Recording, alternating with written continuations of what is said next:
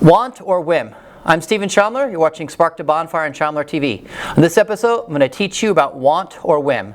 When my first book came out, Portland Food Cart Stories, I ran into lots of people that said, "Oh, I've always wanted to write a book. I've always wanted to write my first book." And because I have a giving, caring, serving heart, I'd meet with them and tell them, "Oh, you can write your first book. You can get published. I know how to do it. Let me teach you."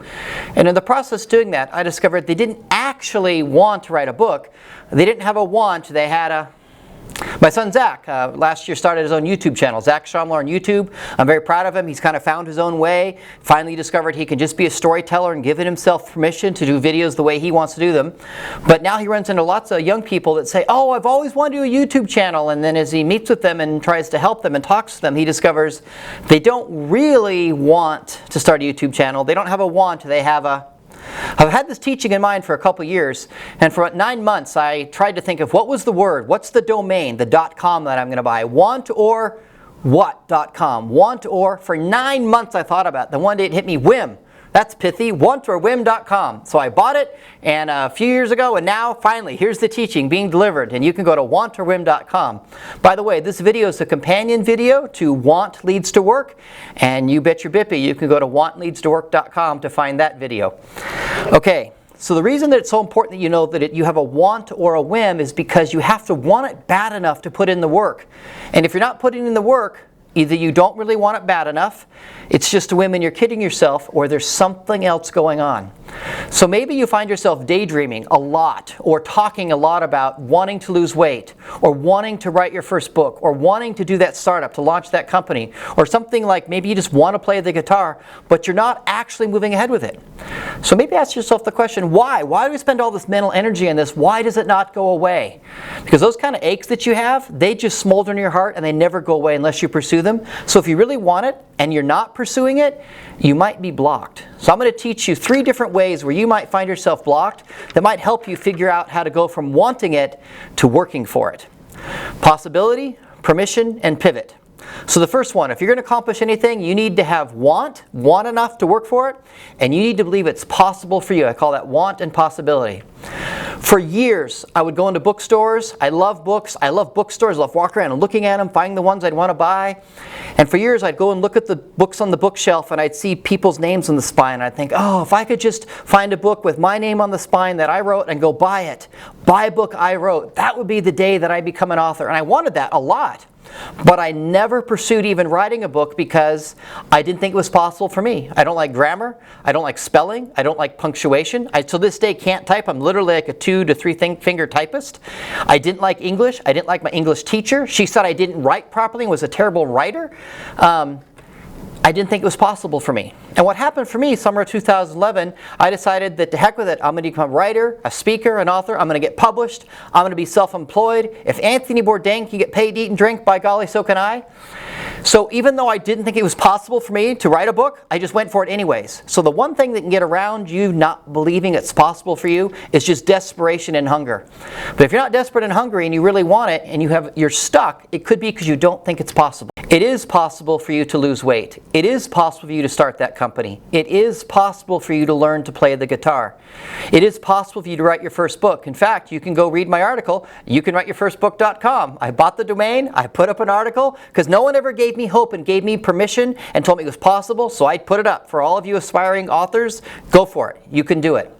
So possibility, that's the first one. The second one is permission. I was in the nonprofit world for about 10 years, mainly in leadership positions. Along the way, I ran into Ken Wilson. He became a friend of mine, and he came alongside me and he taught me a life-changing principle. He said, "Steven, you have to give people permission, particularly as a leader." And I go, "Permission to do what?" He says, "Whatever it is they don't think they can do." And I thought he was just nuts and it was ludicrous, but I discovered he was absolutely, completely right. And now I go around giving people permission to do all kinds of things. And it feels awkward to me because I give people permission to do stuff that I have no business giving them permission to do, but someone has to. And I've learned how freeing it is for people. Here's my favorite permission-giving story. I was meeting with a client of mine. We were at Pod 28, a food cart pod on 28th and Ankeny, just off of Burnside. I love that food cart pod. We're sitting down at a picnic table. We're talking about all kinds of professional stuff. And I've discovered, you talk about professional, you start to find out some of the heartache and blockages and challenges are in the personal life. And she starts telling me, and she's crying, telling me the story, how she can't stand her last name. And this is a big hindrance to her professional journey because she needs to buy some domains and put put up some new branding, and she doesn't like her current name. She doesn't want to go back to her married name. And I realized, oh my gosh, I have got to give her permission to change her last name. And it feels kind of awkward because who am I to do that?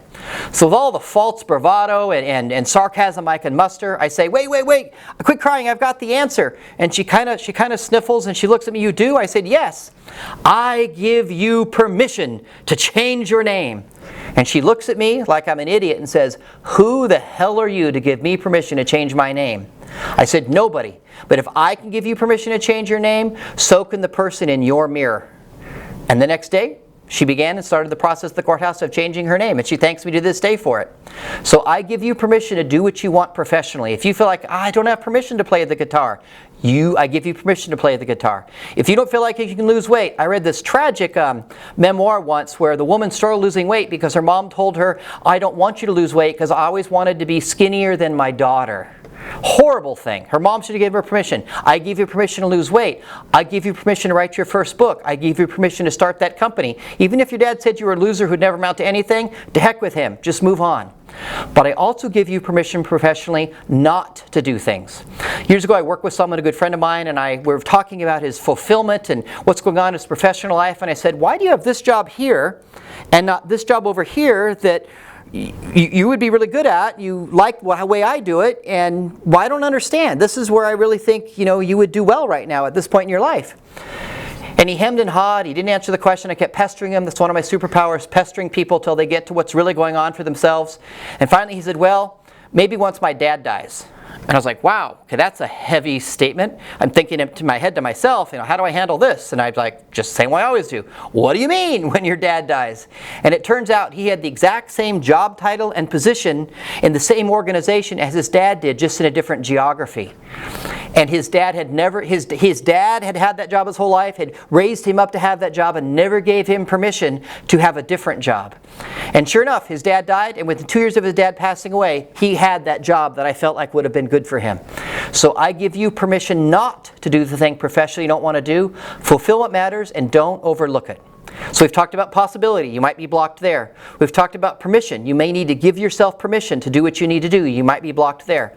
And the third one is pivot. You may want to do this, think you want to do this, but if you just can't see yourself walking through that door, you may need to pivot slightly. And don't go through door number 2, go through door number 3, pivot slightly, and that may be the direction you want to go.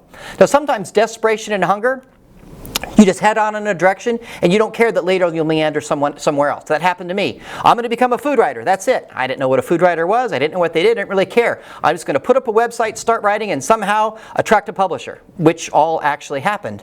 But along the way I discovered, I really don't have it in me to be a food critic. I don't really want to be a food writer. And as my path shifted, today I'm more of a culinary storyteller. I promote things I love in the culinary world. I'm more of a food personality.